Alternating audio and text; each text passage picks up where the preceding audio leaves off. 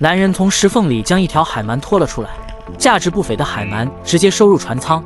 海底的巨型墨鱼也是随处都是，清澈的海水，海底满是漂亮的珊瑚礁，是海底资源丰富的象征。在海底的珊瑚礁放钓，随随便便就能钓上一条巨型黄金老虎斑。为了捕捉海底的八爪鱼，自制了一个八爪鱼仿生诱饵，一次赶海就让你收获满满。渔民一来到海里就迫不及待地潜下水猎鱼，小鱼不幸地成为小哥的第一个猎物，兄弟也过来迎接猎物。为了捕捉海底力大无穷的八爪鱼，用到了八爪鱼仿生诱饵，不断地抽动仿生诱饵，引诱八爪鱼靠近。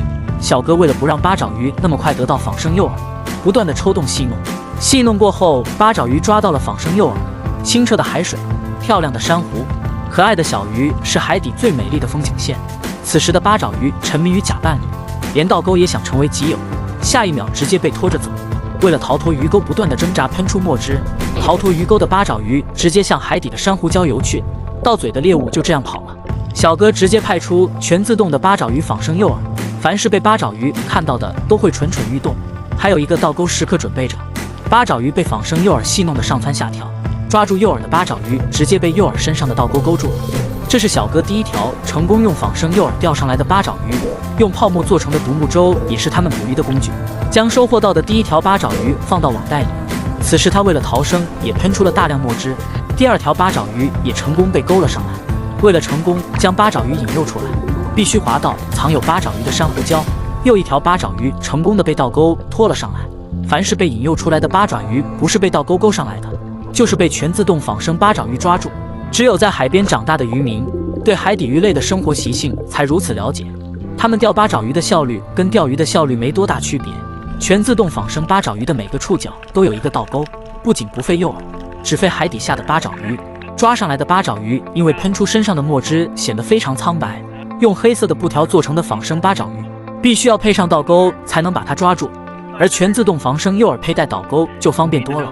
八爪鱼抓够后，就要准备用鱼枪猎鱼。石缝里的未知生物被鱼枪射中后，掀起滚滚沙尘。小哥使尽全力将里面的未知生物拖出来，好不容易才把它拖出来。原来是一条豹纹海扇。被拖出来的海扇不断地蠕动自己的身体，在挣扎中将鱼枪的箭矢蜷缩在一起。此时的海扇更加方便小哥的拿捏，将海扇拿上来直接放到船舱里面。除了插鱼，还要准备鱼线和钓钩，将鱼钩钩上小鱼。这些小鱼是用来钓珊瑚礁里面的石斑鱼。拿着已经串好诱饵的鱼线就往珊瑚礁游去，将鱼线的末端绑在珊瑚礁上，然后再将诱饵放到珊瑚礁的石缝深处。凡是珊瑚礁石缝深处都会放置一个钓钩。这里的资源和水质都非常好，也造就了价格不菲的黄金老虎斑也在这里出现。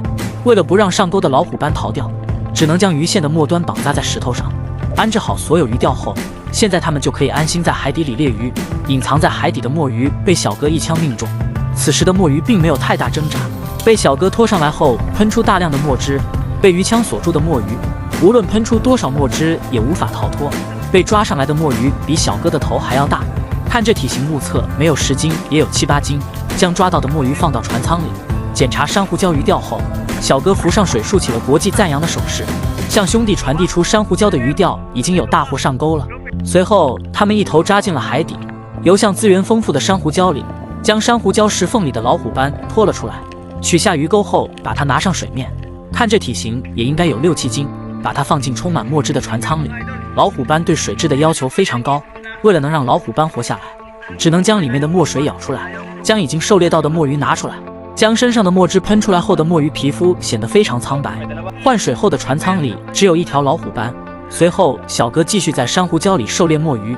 墨鱼身体扁平柔软，非常适合在海底生活，一旦遇到危险的时候会喷出大量的墨汁，只有水质好资源丰富的海底才会孕育出这么肥大的墨鱼。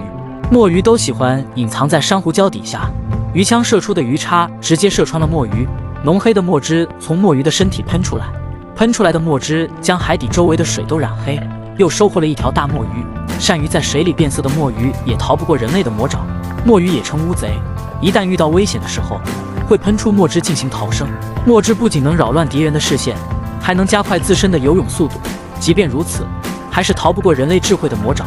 乌贼身上拥有数百万个色素细胞，这些色素细胞会根据环境变化和危险系数，在1、2秒内进行调整，改变自身的颜色。一旦墨汁喷完后，身上的色素细胞会显得苍白无力。墨鱼虽说善于变色，但也逃不过人类的智慧法眼。刚狩猎到的墨鱼身上显得乌黑有光泽，下一秒遇到光线后变成白色。此时的墨鱼已经堆满了半个船舱，还钓到了2条黄金老虎斑。回到岸上，将老虎斑拿到脸盆，拿到店铺经过称重，一条老虎斑足足有6斤多，另一条也有4斤。将几条墨鱼放在一起进行称重，足足有35斤。